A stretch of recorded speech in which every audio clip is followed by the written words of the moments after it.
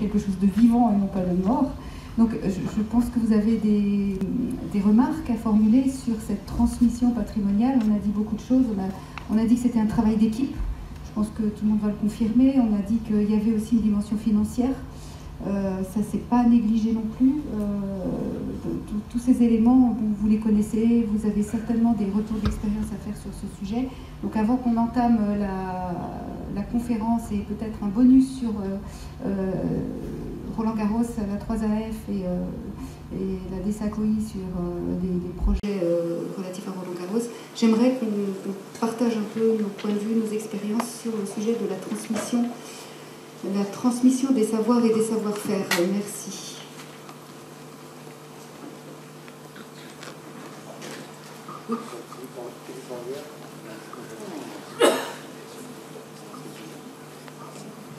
Philippe Vanlierde. J'aurais une question pour François, et puis je voulais juste signaler par rapport à mon intervention de ce matin que j'ai demandé à la proviseure du lycée Blanc-Ménil s'il était possible de lister les 92 enfants que nous avons formés à une restauration pour musée et non pas en vol, de telle façon que dans l'environnement région parisienne, peut-être ces enfants puissent être sollicités maintenant qu'ils sont bacheliers, et en maintenance aéronef et nanti de la licence B par 147. Alors la question pour François, c'est simplement cette belle charte, comment elle se positionnerait par rapport, non pas aux restaurations, mais aux gens qui font de la réplique? Alors là, ça fonctionne, c'est bon, vous m'entendez? Alors, par rapport aux gens qui font la réplique, ça a été une longue discussion avec le RSA, avec Nigel Stevens aussi, hein, c'est qu'effectivement, bon, voilà, je tairai les noms, mais avec Nigel, on a eu des très riches discussions. Hein. Je vous rappelle à ce propos que Nigel Stevens a fait deux ouvrages absolument sensationnels sur la restauration de machines anciennes, hein, qui pourraient aussi être qui sont cités d'ailleurs dans ce document. Les répliques, effectivement, nous avons fait une réplique. Alors on va prendre l'idée d'Angers, puisque c'est un truc, c'est une chose que je connais. On a fait un avis à 152. Et là, effectivement, sur une réplique, la charte va s'appliquer en tout ou partie, puisque là, on va reconstruire totalement. Et surtout, bien se dire qu'on fait une réplique. C'est-à-dire qu'en fait, on a l'exemple d'Anglais hein, qui vous font, avec un manche de Spitfire et la plaque signalétique d'un Spit qu'ils ont trouvé à Dunkerque, ils vous font un Spit Mark I complètement neuf. Eh bien, moi, je m'excuse, c'est pas du patrimoine pour moi. Je ne sais pas ce qu'en pense Claire. Et M. Fournier, qui est plus compétent que moi, on peut dire que c'est une très belle réplique, que c'est une reconstitution à l'identique, et que là, effectivement, on appliquera une partie de cette charte-là. Non, je dirais, oui, merci François. Je dirais que une réplique, de toute façon, n'aura jamais vocation à devenir monument historique. Voilà, on peut faire de très belles répliques, et on peut les faire avec un grand souci de l'authenticité, mais ce ne sera jamais un monument historique. Pour qu'il y ait monument historique et pour qu'il y ait patrimoine, par conséquent, plus exactement, patrimoine et monument historique, il faut qu'il y ait un minimum de matière patrimoniale. C'est ce que j'appellerais de matière patrimoniale, c'est-à-dire qu'on ait un certain pourcentage ou une certaine de pièces qui soient des pièces d'origine, ou plus exactement que l'on ait un raisonnement visant à utiliser au maximum ce que l'on pourra récupérer de l'appareil d'origine, je pense. Hein. Or, une réplique, c'est ex nihilo, ou quasiment ex nihilo. Donc je pense que c'est là d'où vient la différence, et qui fait que un avion restauré, un avion ancien restauré aura vocation à rentrer dans le domaine culturel. Une réplique, non. Michel Ramadier, RSA. Oui, attends, comment on met en route? Peut-être une temporisation. C'est là. Ah, c'est bon, voilà, c'est bon. Non. À la technique. Ouais, on va faire comme ça, voilà, ça fonctionne. Ouais, donc Michel Ramadier, secrétaire général du RSA. Donc disons, la position officielle, disons, de la fédération RSA, donc je vous rappelle, c'est le réseau du sport de l'air. On construit et on restaure des avions. Les répliques, c'est une boîte, disons, qui est sur le côté. Vous avez des magnifiques répliques qui ressemblent magnifiquement aux avions de collection. Et de toute façon, ce ne sont pas des restaurations, disons, d'origine, dans le jus, donc on les met de côté. Mais de toute façon, il ne faut pas rejeter les répliques. Il y a des avions magnifiquement bien faits, mais ce ne sont pas des avions historiques. Voilà. Oui, en un mot, il faut être honnête avec ce qu'on fait. Vis-à-vis du public lambda, il ne faut pas leur présenter une réplique, vous êtes d'accord avec moi, Luc, hein.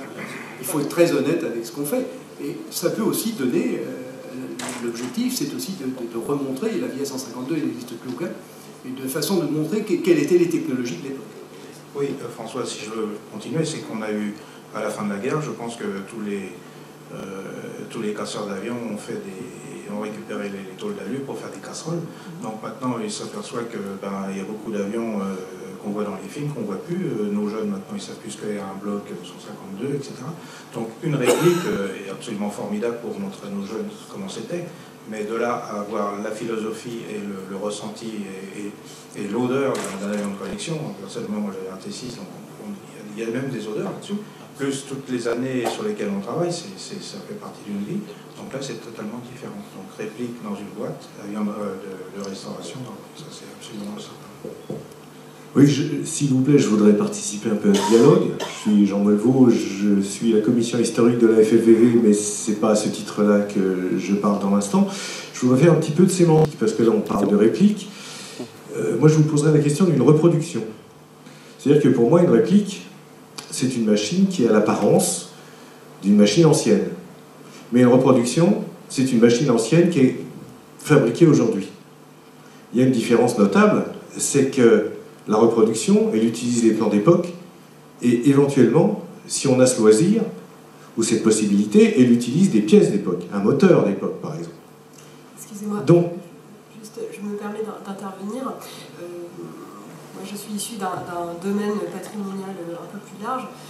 Pour vous donner un exemple plaqué à l'aéronautique, vous prenez la grotte de Lascaux. Aujourd'hui, vous ne visitez plus la grotte de Lascaux, qui est l'original, et a été recomposée, reconstituée à côté, une grotte. Est-ce que quand vous allez visiter cette grotte, vous vous demandez si vous êtes dans l'original, en fait? La reconstitution, ou la... comment on dit j'ai appelé ça reproduction. La réplique. Réplique et reconstitution, en termes patrimonial, implique une perte de l'authenticité et de l'original. Je ne me bats pas contre ça. Je dis simplement que par rapport à l'objet authentique, on a des entités qui reconstruisent à l'identique des machines d'époque qui n'existent plus, qui ont l'immense intérêt de faire revivre des machines qui n'existent plus. Et quel est le système? Que prévoit-on pour récompenser ces efforts et ces initiatives par rapport aux avions ou aux aéronefs authentiques?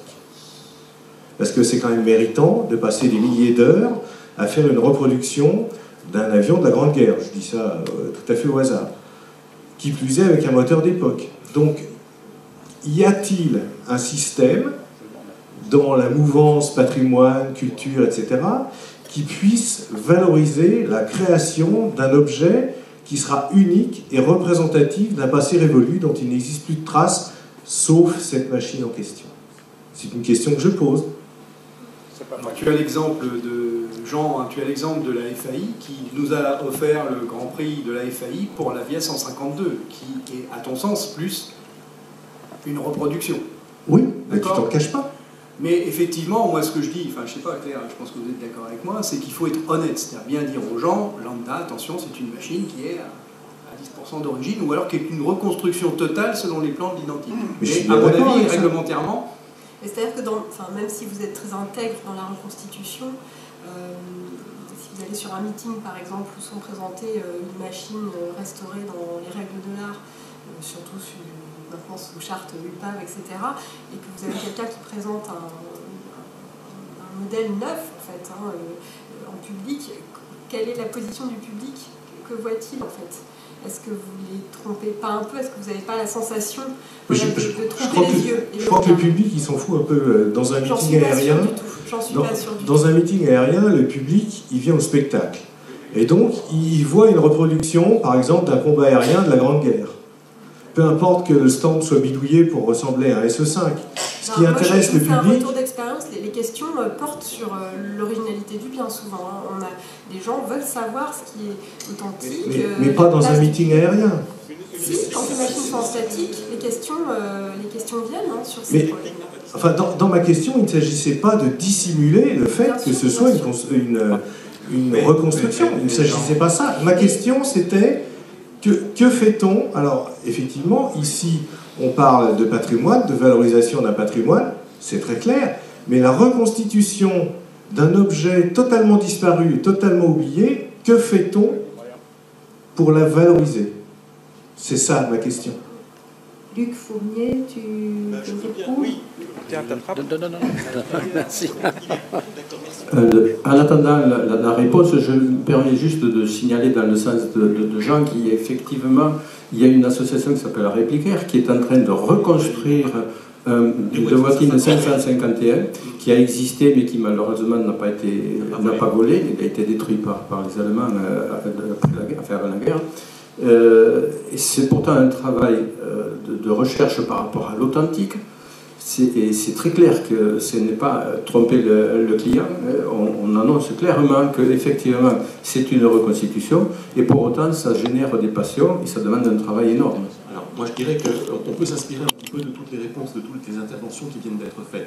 Moi je reprendrai à François un peu l'idée qu'une réplique, tout à l'heure il parlait de généalogie, par exemple pour le Bobcat de généalogie. Une réplique n'a pas de généalogie, pour commencer, puisque bien évidemment elle vient d'être construite. Hein. Déjà pour commencer. Deuxièmement, en revanche, ce qu'on peut dire, c'est qu'une réplique, comme par exemple celle du de Watine 551, il n'a jamais volé. Bon, on va faire une réplique avec, je pense, un moteur qui est un Hispano-Suiza. Alors je ne sais plus si c'est un 12Y51 ou un 10Y89, enfin bon, peu importe. Ça sera un Soraire en fait. Ça sera un Soraire, ce sera un Hispano-Soraire. Hein.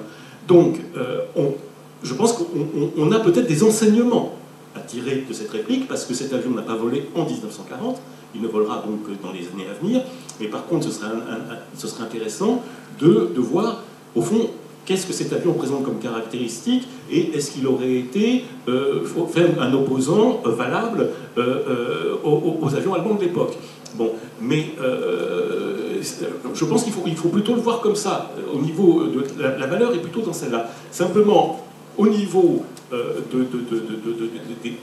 du meeting aérien, moi je ne pense pas que les gens s'en fichent tant que ça. Je pense quand même qu'il est très important de dire, vous allez voir une réplique qui a été faite avec le plus grand soin, mais c'est une réplique. Et je dirais que, moi je me rappelle quand j'étais gamin, j'avais vu le film Tora Tora Tora au cinéma, où il y a des T6 qui sont maquillés en zéro. Bon, vu de loin, moi qui, je sais pas, j'avais 13 ou 14 ans quand ce film est sorti, vu de loin, bon bah ça faisait la blague.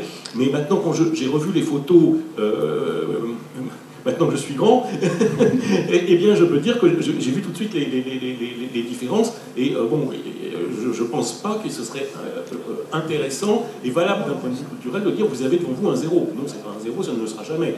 Donc voilà, ce que je veux dire, et là je rejoins François, c'est qu'en fait il ne s'agit pas d'abuser le public. Et même si vous dites qu'il s'en fiche, non, je crois qu'il ne s'en fiche pas, et en tout cas il faut lui dire, vous allez avoir un avion remarquable, qui a été remarquablement reconstitué, mais qui n'est qu'une réplique. Alors, est-ce qu'il ne faut pas créer quelque chose pour féliciter les gens qui se consacrent à ça? Peut-être, oui, parce qu'en effet, c'est un travail drôlement méticuleux. Alors oui, ça voilà. peut être effectivement reconnu. Il y a peut-être juste une chose, c'est peut-être la réflexion scientifique et le projet scientifique, intellectuel qui est mené autour de cette reconstitution, qui serait vraiment à valoriser dans la démarche de recherche. Par exemple. Merci. Jean-François Leclerc. Mais moi, je voulais répondre de façon très précise à la question de monsieur qui demande effectivement comment on pourrait mettre en valeur ce travail. Mais je crois que si c'est un avion qui vole, c'est de le montrer dans des meetings. Si c'est un avion statique, on le montre au public dans des expositions, dans des musées, partout là où on peut. À chaque fois en étant honnête jusqu'au bout en disant c'est une réplique, et je crois que là on a donné la récompense là, à ceux qui ont fait le travail. Merci. Alban Thury. Oui, Alban Thury, Espace Passion, juste qui pourrait être un tout petit peu trivial, mais ça peut nous donner des pistes aussi pour le futur de ces machines, parce que je trouve la question de Jean Molvaux intéressante. Pour le futur de ces machines, qu'elles soient authentiques et restaurées, alors à partir de la machine entière ou juste d'un manche à balai, ou qu'elles soient des reconstructions ex nihilo, je pense qu'il faut se poser la question de savoir si un jour on voudrait les faire classer monument historique. On voit tout de suite qu'il y a une différence. Si c'est un fagot de bois qui sort de chez Brico Dépôt il y a 15 jours, ou si c'est une machine qui a 60 ans. Et si on va vouloir un jour faire du commerce avec, la vendre, parce que c'est une pièce inestimable, unique au monde, si elle a 15 jours, oui, elle est unique au monde, mais dans ce cas-là, on peut lui proposer d'attendre une période tampon de 50 ans avant de pouvoir être vendue comme pièce ancienne. Donc c'est vrai que c'est assez complexe, mais le futur qu'on donnerait à nos machines peut peut-être nous éclairer un peu aussi. Parce que on peut imaginer qu'il y ait des gens qui, à partir d'un manche à balai, construisent une machine fantastiquement ancienne et qui cherchent à la revendre. Marie-France Sibilla, merci. Je ne parle pas en tant que membre de AeroFL 100, mais en tant que en tant que membre de l'association des Amis du Musée de l'air et de l'espace, parce que je voudrais signaler qu'au Musée de l'air, il y a un Blériot 11, c'est uniquement une réplique, parce que l'original est au Musée des Arts et Métiers. Et d'autre part, il y a quelques jours, j'ai visité à Rome une exposition permanente de Léonard de Vinci, où sont exposées des répliques de tout ce qu'a conçu Léonard de Vinci à échelle réelle. D'accord. Pascal Sénard. Alors, je vais peut-être changer ma question va changer un peu le registre entre réplique et autres, mais c'était sur la transmission patrimoniale. Et en écoutant les questions de... Débat d'experts, oui. Non, en fait, pour moi, un avion, effectivement, c'est une machine, c'est une technique, c'est des choses qu'il faut effectivement avoir conscience. Mais à la fin, un avion, ça vole.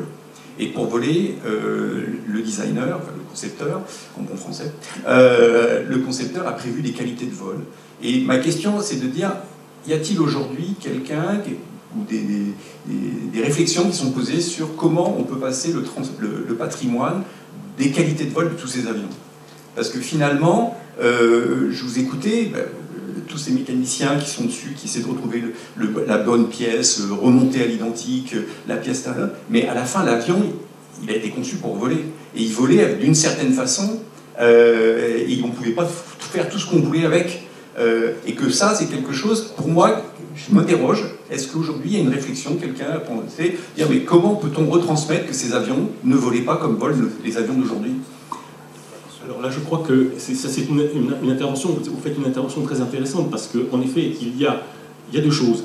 Il y a d'une part la transmission des savoirs et la transmission de la mémoire. La transmission des savoirs, c'est bien entendu la manière dont on a conçu un avion, dont on a construit un avion, et évidemment, on ne construisait pas des avions en 1935 comme on construit les avions aujourd'hui.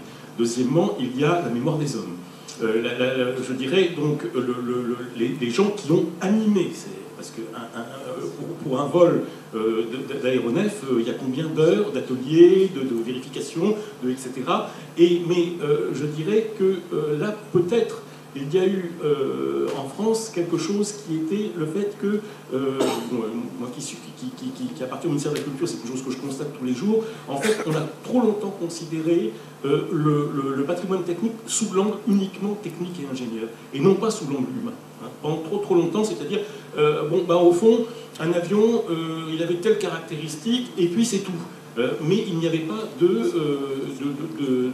d'études, de rapports sur la manière dont il volait, quels étaient ses points forts, quels étaient ses points faibles, etc. etc., etc. Hein. Et maintenant, alors, je dois dire que maintenant, depuis, les choses ont bien changé. Mais pendant trop longtemps, ça a été ça. Ça a été vraiment la culture technique n'était qu'une accumulation de données. Et non pas, en effet, un vécu. C'est-à-dire, j'ai volé sur tel avion, je peux dire que ses points forts étaient tels, et ses points faibles étaient tels, et qu'il fallait éviter de faire telle manœuvre et telle manœuvre avec. Bon. Voilà, alors je pense que maintenant on a un corpus aujourd'hui de publications qui sont vraiment suffisantes, même si on peut toujours les enrichir. Mais enfin, on a une base qui est, à mon avis, assez riche pour pouvoir avoir une histoire du vécu de l'aviation comme du vécu d'autres techniques, je pense. Mais ça, pour moi, c'est un point extrêmement important, parce qu'en effet, il ne faut jamais oublier que la technique est avant tout une affaire d'homme. Et ça, c'est absolument, c'est à inscrire en lettres dorées, je crois. Merci Luc. Encore 2 interventions et on passera à notre conférence. Donc, quelles anciennes de Toulouse, tout là-haut? et héritage.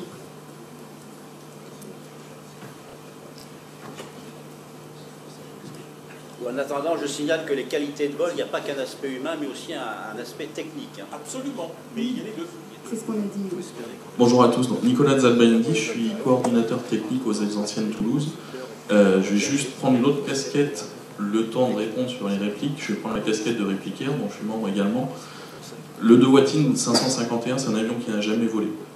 On sait, par rapport aux calculs qui ont été refaits récemment, qu'il y avait des problèmes de refroidissement. Donc je vous assure qu'actuellement, au sein de Réplicaire, il y a une réflexion, vraiment de l'ingénierie qui est faite en ce moment pour solutionner, avant le premier vol de cette réplique, pour solutionner ces problèmes de refroidissement, trouver les qualités de vol de cet avion, les essais en soufflerie et tout ça. Donc il y a vraiment une partie ingénierie, une partie immatérielle en quelque sorte, qui fait partie de cette réplique également. Et je voulais juste aborder un autre point qui nous concerne tous, c'est le problème de l'amiante, où c'est un problème absolument gigantesque là qui arrive, puisque normalement la vente, le don, la cession, l'importation, l'exportation de matériel amianté, donc d'avions amiantés, ce qui est généralement le cas des avions dont on parle ici. Mardi dernier, là j'étais pas très loin, là, au bureau de normalisation aéronautique et espace, pour la mise en place d'une norme de cartographie de l'amiante sur les aéronefs, spécifiquement pour les aéronefs. La direction générale du travail qui était en face de nous est assez intransigeante, et je pense que le but de cette norme est d'être publiée au 1er octobre 2018. Donc on a 6 mois, à peine 6 mois, pour faire cette norme. Nous, en tant qu'Ailes Anciennes, on a été conviés à participer à ça. Bizarrement, les constructeurs Airbus, ATR, les centres de maintenance n'étaient pas conviés. Donc, hier, j'ai passé la journée à les appeler en disant « venez, parce qu'il va se passer quelque chose ». Et en parallèle, avec un collègue de Génération Transal, donc une association qui veut maintenir en état de vol un Transal, qui est également un avion amianté, on est en train d'essayer de modifier l'arrêté de 96, le décret de 96, qui interdit justement la vente, la cession de l'amiante, pour faire un petit peu un alinéa comme il peut y avoir pour les véhicules anciens. Une exception patrimoniale. Une exception patrimoniale, voilà, très bien. Donc voilà, juste, si quelqu'un veut parler du sujet, je suis disponible. Arlène Gillotte à mes coordonnées. Voilà. Philippe Van Beerde, héritage, et après on passe à la conférence. Non, juste pour compliquer ce que dit monsieur, il y a les avions, puis il y a les moteurs d'avion. C'est le problème. Donc moi je voulais juste profiter de la fin du débat là pour lancer un appel, parce que j'ai 2 adhérents qui se sont lancés dans des restaurations de VG70, VG90 et VG33, et qui s'épuisent à chercher des tours de main, des gens évidemment, puisque l'âge aidant plutôt, on ne trouve plus personne. Merci Philippe, je sais que c'est toujours frustrant d'arrêter un débat. Je vous remercie beaucoup. Vous avez été très passionné, vous êtes expert. Les questions restent ouvertes pour beaucoup d'entre elles. Francis Bédeille va nous faire la conférence sur les débuts d'Orly. Je remercie tous les conférenciers de toute la journée de cet après-midi pour tout ce qu'ils nous ont apporté.